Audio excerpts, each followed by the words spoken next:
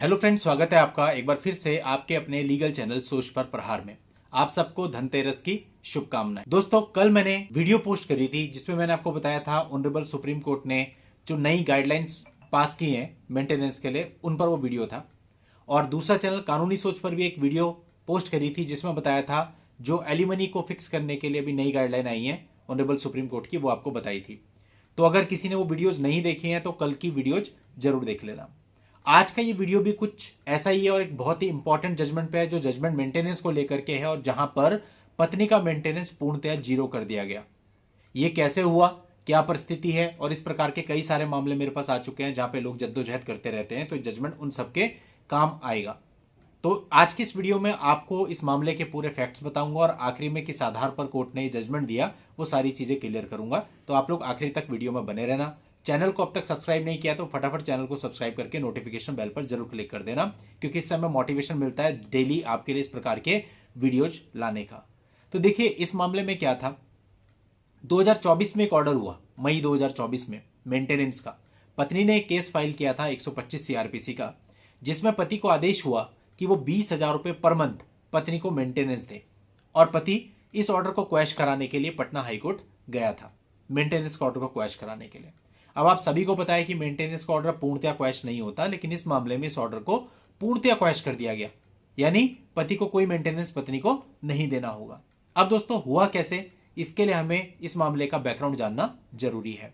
दोस्तों, यहां पर जो दोनों पक्षकार थे वो मैट्रिमोनियल साइट के थ्रू मिले थे। आज के समय में बहुत सी शादियां मैट्रिमोनियल साइट से होती हैं और मैक्सिमम केसेस जो हमारे पास आते हैं जहां पे मैट्रिमोनियल साइट से शादी हुई है वहां पर इशू भी क्रिएट हो जाते हैं। सब में नहीं, लेकिन अधिकतर में ऐसा हो रहा है।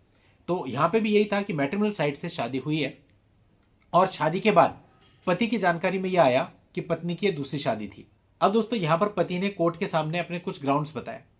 कोर्ट को बताया कि वेल क्वालिफाइड है, पढ़ी लिखी है, इसने एमएससी किया हुआ है, अलग से भी कई सारे डिप्लोमा डिग्री इसके पास है और ये अच्छा सफिशिएंट अर्न करती है।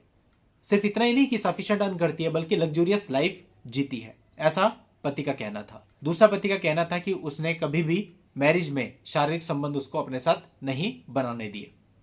तीसरा पति का यह कहना था कि जो पत्नी थी उसकी सेकंड मैरिज थी। पहली मैरिज से उसका डाइवोर्स हो गया था, उसके बाद उसने मैरिज करी थी।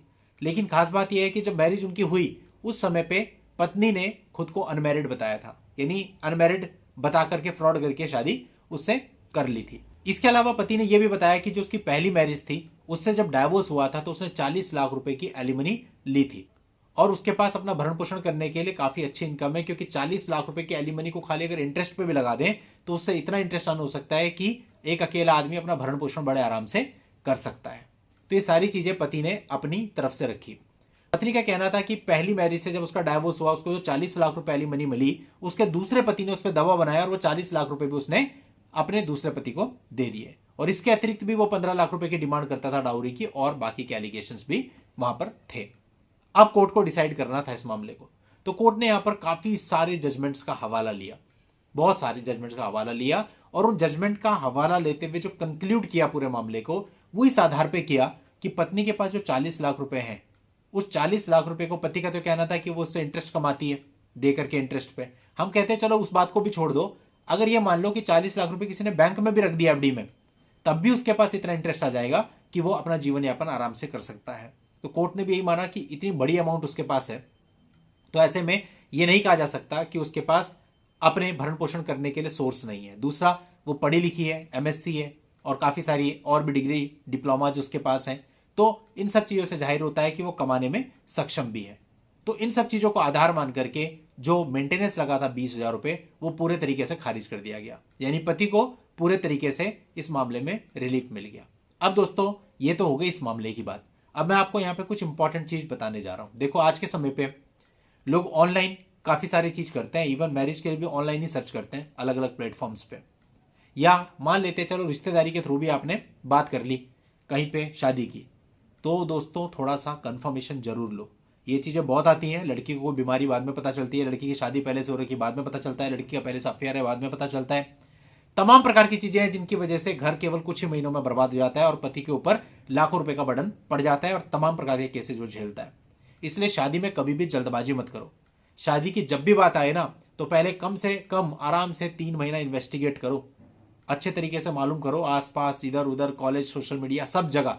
जब पूरे तरीके से आप एश्योर हो जाओ उसके बाद ही शादी जैसा स्टेप लो। अदरवाइज तो ये बहुत खतरनाक चीज आज के समय पे बन गई है। लोग अपनी जान तक गवा के बैठ जा रहे हैं इन चक्रों में। तो आपको बहुत संभल करके चलना है। दोस्तों, ये जो मामला मैंने आपको बताया, इस पूरे मामले का लिंक आपको इस वीडियो के नीचे डिस्क्रिप्शन में मिल जाएगा। वहां जाके आप इस पूरे मामले की जानकारी ले सकते हैं। आज की इस वीडियो में इतना ही। नेक्स्ट वीडियो में नई जानकारी के साथ मैं आपसे फिर मिलता हूं। तब तक के लिए good bye and thank you for watching. Take care.